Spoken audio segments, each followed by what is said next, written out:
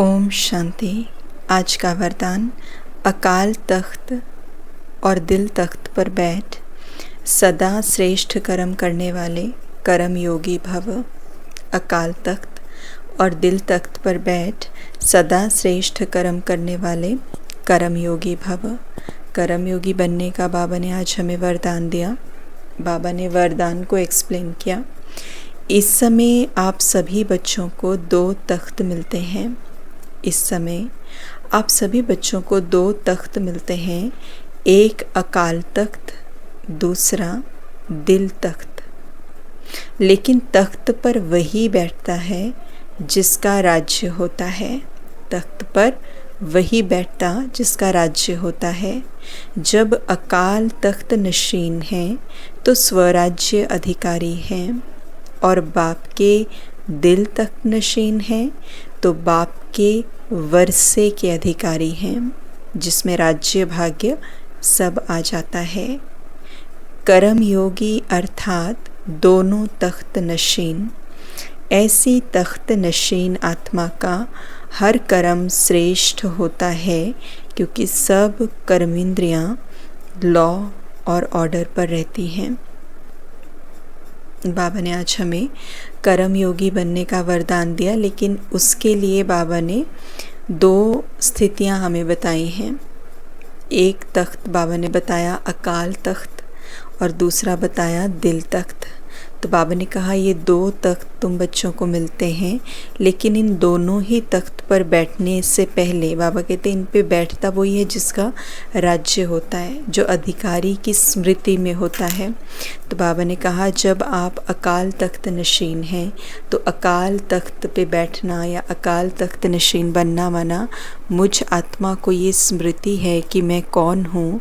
तो बाबा ने कहा स्वराज्य अधिकारी तब बनते हैं। अकाल तख्त माना स्वराज्य अधिकारी, ये स्मृति कि मैं आत्मा हूँ, मेरी कर्मेंद्रियाँ मेरे लॉ ऑर्डर प्रमाण ही चलती हैं, मेरे कंसेंट के बाद, मेरी परमिशन के बाद ही सब कुछ होता है। मैं क्रिएटर हूँ या मैं रचता हूँ। हर एक थॉट की, संकल्प की, विचारों की रचना करने वाली मैं आत्मा, हर कर्म को करने वाली मैं आत्मा, हर बोलने वाली उसको डायरेक्शन देने वाली मैं आत्मा। तो जब ये कंट्रोलिंग पावर की अनुभूति होती है कि मैं ही कंट्रोल करती हूँ स्वयं को, ना कि बाहर के कोई लोग या परिस्थितियाँ, तो उसको बाबा ने कहा स्वराज्य अधिकारी आत्माएं। तो वो जो स्वराज्य अधिकारी आत्माएं हैं, ऐसी आत्माएं ही अकाल तख्त नशीन भी कहलाती हैं। और बाबा ने कहा दूसरा है कि बाप के दिल तख्त नशीन। और बाप के दिल तख्त नशीन कौन सी आत्माएं होंगी? जो बाबा के वर्षे के अधिकारी होंगी। बाबा का वर्षा क्या है? सतयुगी दुनिया वो तो चलो फिजिकल है, बायो प्रोडक्ट है, उसको तो हम सब जानते हैं। लेकिन बाबा का वर्षा है जैसा बाप वैसी मैं आत्मा। तो जो बाबा की क्वालिटीज़ वैसी ही मेरी क्वालिटीज़। तो बाबा का वर्षा क्या है? उसकी क्वालिटीज़, उसका ज्ञान, उसकी स्मृतियाँ, गुण, शक्तियाँ, जो भी स्मृतियाँ बाबा ने हमें याद दिलवाई हैं, जो बाबा के गुण हैं, जो बाबा का व्यक्तित्व है, वही हमारा व्यक्तित्व बन जाए। तो उसके लिए भी एक अधिकार की भावना कि वो मेरा पिता है, और क्योंकि वो मेरा पिता है मैं उसकी संतान हूँ, तो मेरे और उसके अंदर सिमिलैरिटी है, मैं आत्मा और वो परमात्मा। तो वो पिता के स्वरूप में जब हम उसे याद करते या संबंध के रूप में, तो वो अनुभूति आती कि उसका वर्षा मेरा ही तो है, बीइंग अ चाइल्ड। तो इसीलिए बाबा ने कहा कि दिल तख्त नशीन क्या है? कि बाप के वर्षे की भी स्मृति रहना और बाप के वर्षे के ऊपर अधिकार रहना, क्योंकि जिस चीज़ के ऊपर अधिकार होता है ना, उसको हम यूज़ करते हैं। तो इसीलिए बाबा के गुण और शक्तियाँ, जो कि मेरे भी गुण और शक्तियाँ हैं, तो मुझे उनको यूज़ करना है, मेरा उनके ऊपर अधिकार है।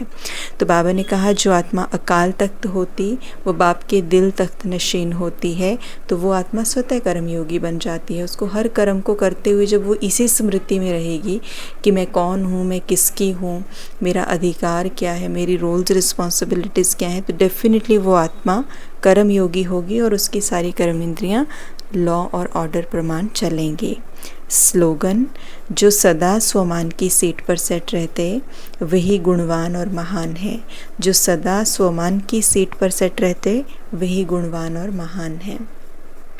तो जब हम अपने आप को रियलाइज़ करते हैं, जब हम सेल्फ़ रियलाइजेशन या सेल्फ़ अवेयरनेस की सीट पर बैठ जाते हैं, जब मैं इस अवेयरनेस में बैठ जाती हूँ कि मैं हूँ कौन, जब ये स्मृति चलते फिरते उठते बैठते इंटरैक्ट करते हुए जब ये स्मृति मुझे रहती है, तो ऑब्वियसली मैं आत्मा कुछ भी करूँगी या मैं आत्मा कोई कार्य व्यवहार में आऊँगी, किससे बात करूँगी, इंटरैक्ट करूँगी, कुछ भी इनेक्ट करूँगी, तो उसमें गुण और महानता होगी ही होगी, क्योंकि फाउंडेशन बड़ा स्ट्रॉन्ग है। क्योंकि फाउंडेशन जो कॉन्शियसनेस है वो प्योरली सोल कॉन्शियसनेस है, इसलिए उस बीज के तहत जो भी उसके ऊपर फल निकलेगा वो गुणों से भरपूर होगा, वो महानता से भरपूर होगा। तो उसी प्रकार से हमारा जो कर्म है उसमें भी गुण और उसमें भी महानता और उसमें भी जो highest positive energy, highest vibe energy जो है वो डेफिनेटली होगी।